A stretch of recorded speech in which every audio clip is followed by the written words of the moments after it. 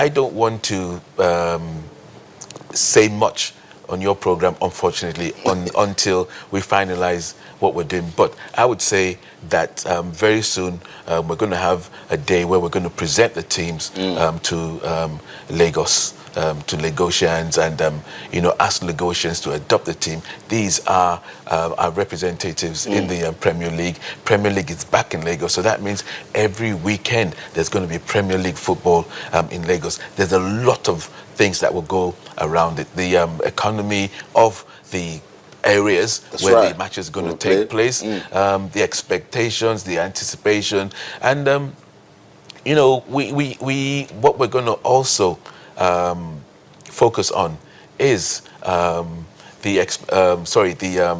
fans' expectations, fans' experience. We're going to make sure eventually that you're coming into any of the, whether it's Agege or Onikon, and you're going to have an experience.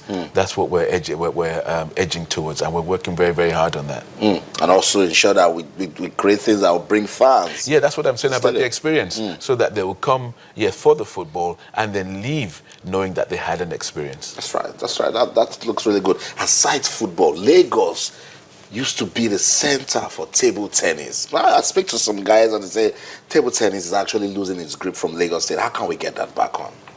I don't think that's too true. I think Lagos has the most table tennis competitions in this country. Lagos has the classics.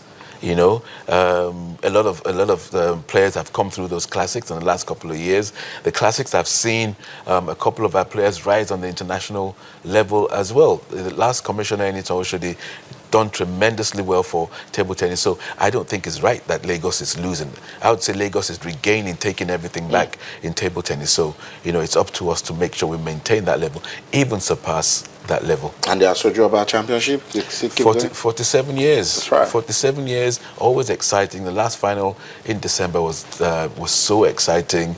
I think the only thing missing was Molade Okoyata was, but it was still a fantastic day. Let's talk about football development and the ways we can actually make it admirable. In Lagos, the Principal's Cup, fantastic. We're still having them going. But there's this excitement kids have when it is football. But is there any way in Lagos State where we can ensure that teachers, for instance, don't see kids going into football like you're not serious with your studies? I'm also looking at ways we can actually try and put football probably into the curriculum. I think it'd be unfair. Football into the curriculum. Football is just one sport. Football, very popular, probably the most popular sport in the world. But I think it would be a little bit cruel to say you put that in the curriculum. What we should try and do, make sure the kids under supervised conditions are allowed, to go in and play football. If a kid knows he can come to school or he can go to school knowing he's going to play football and his teacher is going to say, well done, defend well, blah, blah, blah, he would rather go to school than go under the bridge. He's playing football and halfway through he's looking left, right for the teachers or whatever, and then takes off when someone from his school comes. So I think is allowing them, knowing it's important in the growth of a child that he exercises, also health-wise. So one of the things we're doing is a five-a-side competition for primary schools, statewide, which I think will start sometime in, if I'm correct, February or March. But it's a five-a-side. We're going to go around the 5 educational districts and then come to Lagos, I think Campus Square, for the final. So that's something, again, they can look forward to. That's something that we can build on.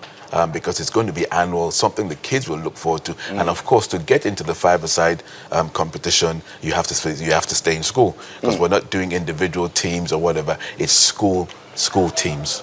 That's right. Someone on Twitter is asking, and let the chairman tell us the plans he has for coaches in Lagos State. Well, it's very interesting because what we've realized is that a lot of coaches haven't been brought up to speed to what's going on at international level. So we're going to have a couple of courses, refresher courses, that will, bring them up to speed. But again, Austin, what I would have also liked to have seen is coaches going out there to improve themselves. You don't have to leave the country to improve yourselves, right? And at the same time, you don't have to wait for the state or your employer to send you to a training.